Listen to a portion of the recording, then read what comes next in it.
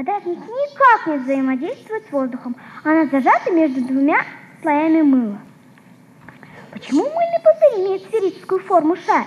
Вот эта совсем еще юная участница спиридоновских чтений подготовила целый научный доклад о мыльных пузырях, тщательным исследованием предмета, истории и подведением итогов. Таких необычных и умных работ на форуме несколько десятков. Ученик гимназии искусства Олег Паршуков, например, изучил, как самооценка влияет на стрессоустойчивость школьников, провел опрос среди сверстников и вместе с педагогом по специальной методике вывел результаты. На их основе подготовил рекомендации. Учителям, да и родителям дать некоторые практические рекомендации для воспитания детей с высокой самооценкой и высоким уровнем стрессоустойчивости. Например, нужно для родителей, к примеру, чтобы они создавали для своих детей ситуации успеха и во всем поддерживали своих детей. А, например, для учителей, чтобы они проводили уроки так, чтобы детям было более интересно и чтобы они не уставали от этого.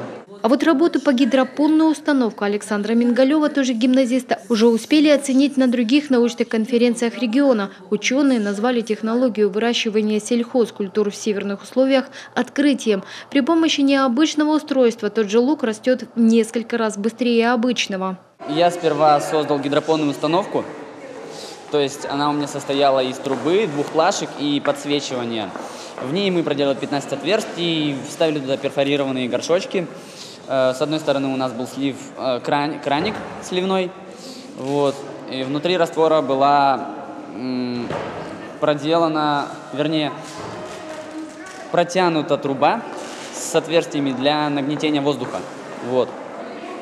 В общем, мы собрали конструкцию, и за некоторое время мы провели опыт и вычленили действие факторов света, аэрации корневой системы.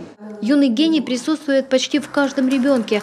Задача педагогов и родителей – выявить талант и не дать зарыть его в землю. Об этом участники говорили на одной из секций конференции. По словам профессора Сыктывкарского университета Натальи Сергеевой, в гимназии искусства создана уникальная система поддержки талантливых детей, в первую очередь из сельских районов.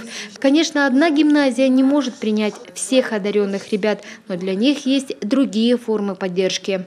Конкурсы, олимпиады, могут быть мастер-классы выездные, могут быть выездные сессии. Например, тот лицей для одаренных детей из сельской местности, который существует и успешно работает много лет. Да, он не занимается художественной одаренностью, но он занимается одаренностью другого типа.